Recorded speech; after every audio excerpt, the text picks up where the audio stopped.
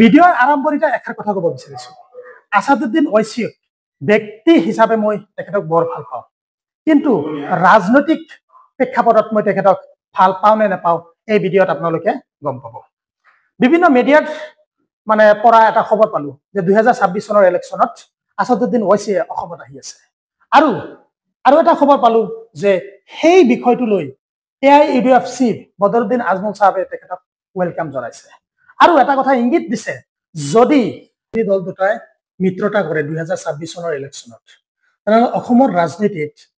কি প্ৰভাৱ পৰিব পাৰে এই বিষয়টো আপোনালোকে জানেনে হয়তো এতিয়া আমি মানে অনুভৱ কৰিব পৰা নাই যদি AIUDF আৰু AIMM এই ৰাজনৈতিক দল দুটা একত্ৰিত হয় আৰু একত্ৰিত হৈ 2026 চনৰ ইলেকশ্যন খেলে অসমত তেনেহ'লে আপোনালোকে এটা কথা অলপ গভীৰভাৱে চিন্তা কৰিব যে অসমৰ ৰাজনৈতিক প্ৰেক্ষাপটটো সলনি হৈ যাব কেনেকুৱা সলনি হৈ যাব বৰ্তমান যি চৰকাৰ আছে সেই চৰকাৰখনেই থাকিব এই চৰকাৰ সলনি হোৱাৰ নামটোৱে নলব এনেই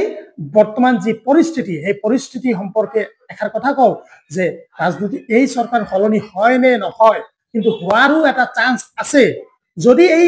মানে AIUDF আৰু AIMM এই ৰাজনৈতিক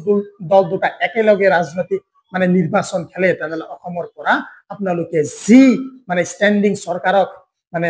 হেৰাই কংগ্ৰেছ চৰকাৰ গঠন কৰিব বিচৰা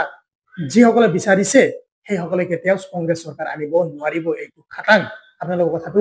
লিখি ৰাখিব পাৰে মই কৈ আজি মই কথাষাৰ কৈছো আপোনালোকে লিখি ৰাখক যদি AIUDF আৰু AIMM এই দুখন ৰাজনৈতিক দল একত্ৰিত হৈ অসমত ৰাজনৈতিক মানে নিৰ্বাচন খেলে তেনেহ'লে কিন্তু 100% অসমৰ পৰা বিজেপি চৰকাৰক আপোনালোকে পৰাভূত কৰিব নোৱাৰিব 100% বিজেপি চৰকাৰ নেক্সট 2026 চনত হোৱাটো খাটাং